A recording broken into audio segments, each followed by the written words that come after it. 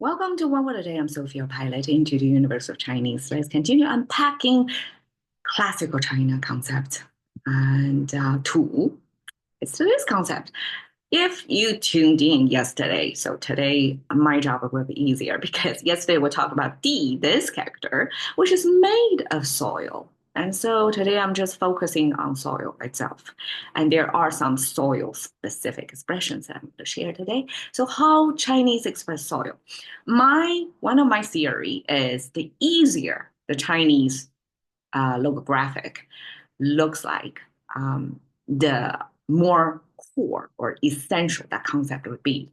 Because one, I guess, less strokes. In this case, soil is made of three strokes. That means this is a core concept that people came up a long time ago.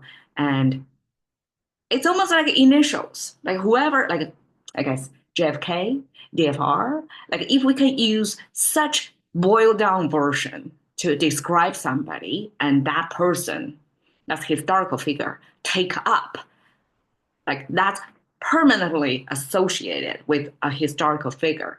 That means that figure loom large in life, like larger than life figure, a cross generational figure, and people in later generations still refer them in three-letter abbreviations. Something like that, equivalent. The Chinese would put super simplify, just three strokes to describe a very essential concept that later generations wouldn't dare or bother to change. And you can see for one of the rare occasions, this 2000 years ago, traditional Chinese simplified Chinese, I mean, everything looks the same and same simple. So that itself testifies soil is really a core concept in Chinese. So again, the explainer of how Chinese conceptualize what soil is. Soil is something to grow from. So Chinese start from that function of soil by depicting the ground level by the first horizontal line, plant something in there, and then show the second and a little bit longer horizontal line as the indicator to say, okay, we're talking about the surroundings, everything else that around the root of this plant. And so the surroundings of the plant is soil. Very logical, very simple.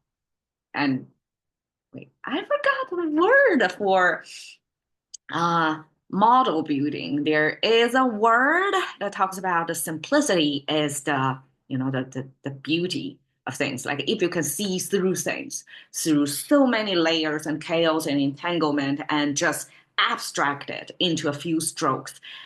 In model building, it will be a few variables. And then like that's the best kind of model. So same for Chinese on the building this soil concept. Okay, 土地. So soil, land. 土地 probably in today's concept is more about farmland. That's a farmable, plant growable land, because apparently there are different land use nowadays. Not everything, everywhere that you can just grow randomly. So it has to be 土地. It's the place where there's soil for you to grow. So that's the first one. 故土,故土, 故 means origin. In English, we have origin story, right? In Chinese, we have origin soil. So somebody came from some sort of soil. And I mean, interestingly, humans, we are still mobile compared to land, to plant, who permanently attach themselves to, unless you transplant something, right? But for the most part, plants stay on the soil where they grow. I used the wrong word. It's not stay on, it's a stay in or stay with the soil they grow from. However, humans can move. They move out of their origin soil. Like me, I'm one of those people. And then only after I move out from my origin soil, I can then realize what my origin soil is. And just like, I guess, Chinese have this concept of when you try to understand a person, you understand their parents, their previous, so your genetic code, um, basically, you need to understand that person with, but also your origin soil. Even if you're not a plant, you don't technically strictly um, grow out of that soil, but you eat the food and everything supported by that soil. And especially we're talking about 2D, this land concept. That's the birthplace of everything. So if you came from that origin, from that piece of land, that kind of soil, some part of you can be answered or traced back or reverse engineered through studying that origin soil. And probably that origin soil still hold very dear to your heart. For me, I remember when I first moved out of China, I tried to take the soil with me. And then I know it's undoable, it's illegal, and it's almost like impractical. Like you cannot grab a little bit of soil from the place and put it in a vial, travel on an airplane, carry over. That's not practical. So I recently discovered that, ta-da! Okay, there's pine nuts sold by Costco. Okay, I'm not their influencer, not paid by them, but I discovered it's made in China. And I did quite some research to find out exactly where the pine nut seeds were harvested from China. And the only logical place is exactly where it came from, where lots of pine trees grow. I grew up in the pine aroma. And so when I was in the mountains, when I smell the pine, it reminds me of my origin soil. And so now I incorporate this pine nuts. It's healthy food, and also it came from my origin soil. I feel connecting to this piece of land by eating the pine nuts. That nice. Okay. All right. 土气, soil, air. Okay. Chinese symbolize use air to express multitudes of things. It's about air, the gas, the breathing, and the energy. So soil energy, almost like the soil aura in today's Gen Z lingo, or soil vibe. What do you mean soil vibe? Okay, it turns out, okay, 土气 is a derogative term. I hate to realize that somebody who coined 土气, this soil vibe in Chinese to describe it's your local stuff versus, I guess, the higher level would be international. So 土气 has its own time stamp of when China first opened up to the world after so many, I guess, centuries of enclosure, of not interacting much with the outside. And all of a sudden, China opened up and realized like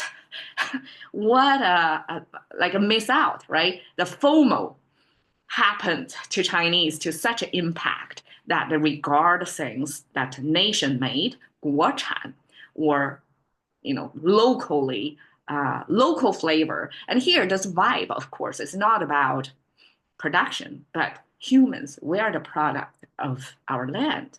We are that soil grown, groomed being. And so when people describe 土气, they describe the aesthetics, the styles that came from that soil defined region.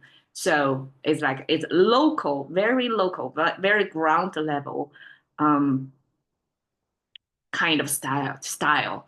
And in contrast to what the world already, like post-industrial revolution, industrialization, and the world has already speed past us after so many decades. And all of a sudden, this lagging behind, falling behind, and totally used international, mostly like a Western, American, British, or whatever the Western Europe led technology, lifestyle, their aesthetics. Like that's yang qi, that's international air, that's preferred. That shows you're more cosmopolitan versus tu qi. You grow from this local land and you don't know what's happening out there. You're such I guess it's in the French it's a provincial. It's called a provincial. It's like compared with Parisians. Everybody else is provincial. It's like rich marginal, aesthetic wise, intellectual wise. So there is this snobbishness built into this expression. But when I just look at the translation, 土地, soil, air, in my book, soil air is totally, I want to glorify it. I appreciate the soil and I appreciate the air surrounding soil. I don't know how much time you spend in the mountains close to soil and inhale that soil air. It's different from polluted city air. And for me, I want to get more of that. I don't want to, and I definitely do not label anything that's soil air as a derogative term. If anything, it's the best kind of air. All right, so that's my reading of soil 2. Thank you very much for your time. See you another day.